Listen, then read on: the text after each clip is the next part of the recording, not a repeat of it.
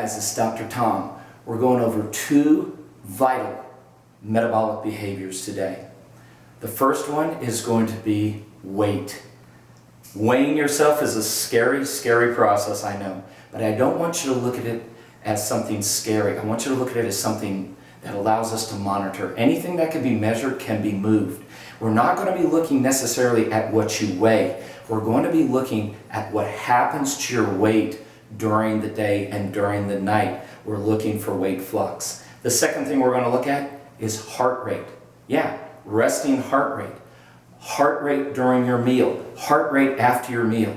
This is going to tell us a lot about your metabolic machine and what is affecting it, what is triggering it, what is traumatizing it, and what is an actual treasure for it. So let's get into this discussion. This is one of my favorite things to look at, is what can we monitor every day that will tell us how our metabolism is doing and give us immediate feedback. First thing first, let's talk about weight. I want you to weigh daily. In fact, I want you to weigh twice a day. You're going to weigh right upon waking and right before you go to bed. If you are reaching deep metabolic sleep, where your brain is cleansing itself from amyloid plaque, from lipopolysaccharides, from the inflammatory conditions that occur during the day, the toxins, if that's happening, then your metabolism should reset itself at night and you should actually wake up 1 to 3 pounds lighter. That's right, 1 to 3 pounds lighter and leaner. However, if you're not doing that, that is a very bad sign that you're not reaching true saturated metabolic sleep. Don't worry about that. We're going to fix that in Metabolic Boot Camp.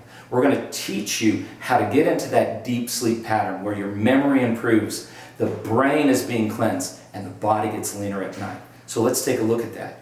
When we wake up the next morning, we should be 1 to 3 pounds lighter. If we are rolling with our metabolism, we want to see a weight fluctuation at night dropping 1 to 3 pounds.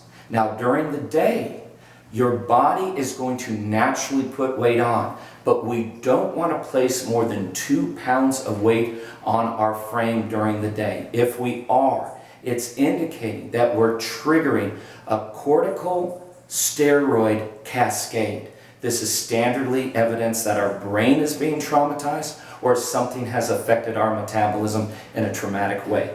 So, just a quick review. 1 to 3 pounds of weight loss at night is our goal. We don't want to put on more than 2 pounds of weight during the day.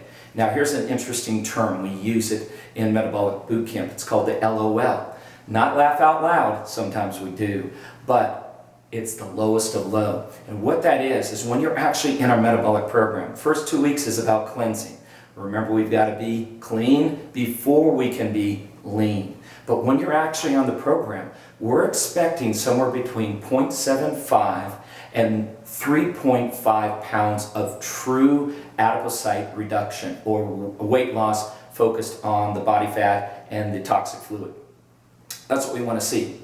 We have our program broken into a reduce phase and a reload phase. On Thursday morning, this is when you should be reaching what we call your LOL, which is your lowest of low for the week. So we want to monitor the process. As long as that's occurring, we can stay on our metabolic routine. If it isn't occurring, then we have to adjust it to suit your customized needs. So your LOL, your lowest of low on our Metabolic Boot Camp process, should be occurring on Thursday morning when you wake up. And you're going to be excited about that because it's a reproducible process. 0.75 to 3.5 pounds of weight loss each cycle, and a cycle in Metabolic Boot Camp is 7 days. And that's reproducible over and over again. Now here's something even more exciting. I don't want to give it away, but we'll actually teach you how to back out of this program without putting all your weight back on. That's a great, great thing. Talk about frustration, working all that time to get the weight off and then putting it all back on within a 3 or 4 week period of time. Not going to happen in Metabolic Boot Camp. Next, we want to look at the heart rate. First, you want to get a resting heart rate.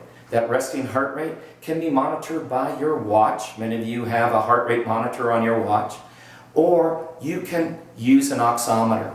We have linked an oximeter that we prefer to use in this video.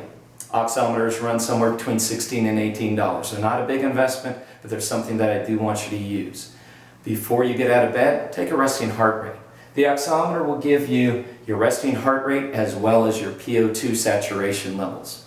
Our focus will be resting heart rate. Now, how are we going to use the heart rate? The heart rate is the way your brainstem and autonomic nervous system talk to us. So here's the issue.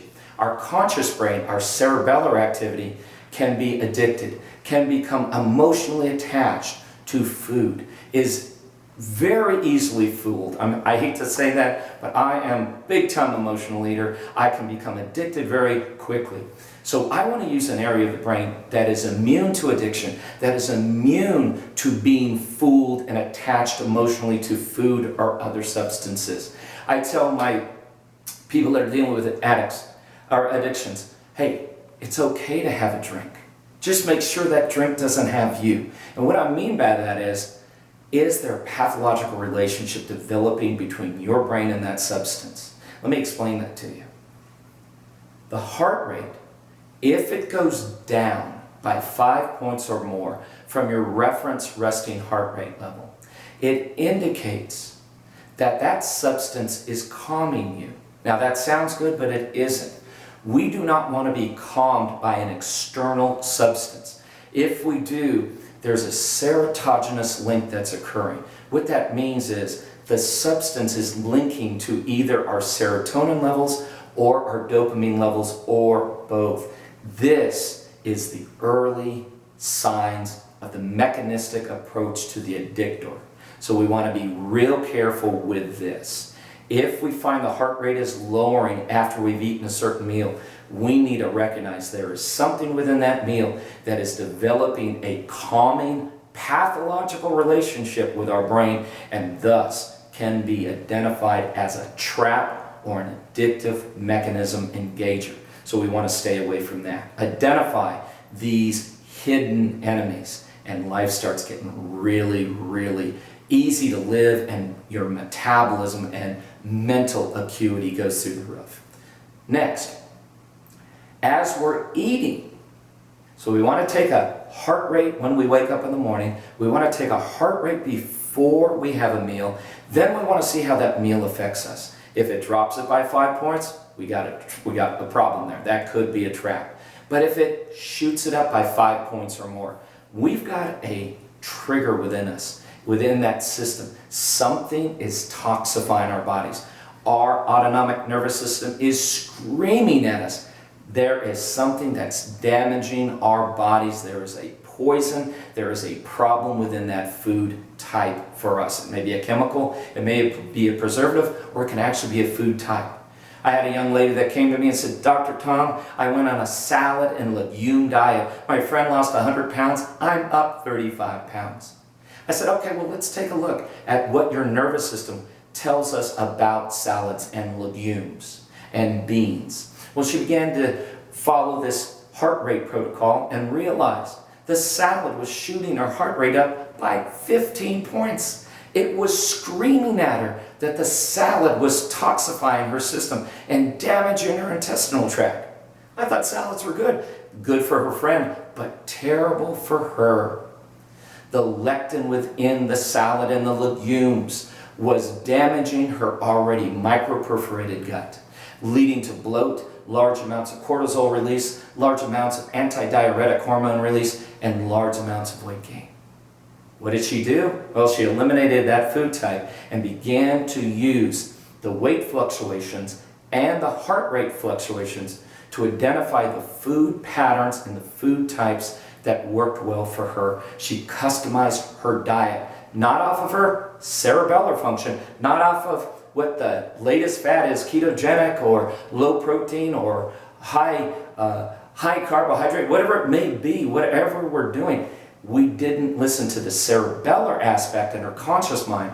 We let the autonomic nervous system guide her. We made it a no-brainer.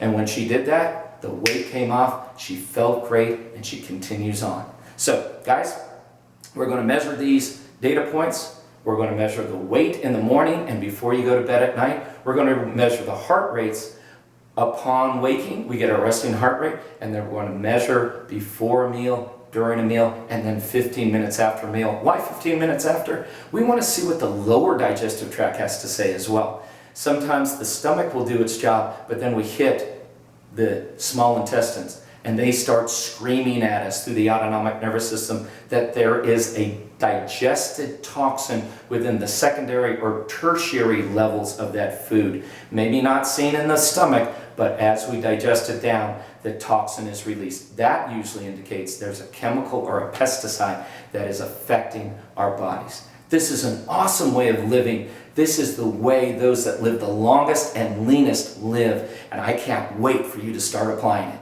Let's go, Metabolic Boot Campers.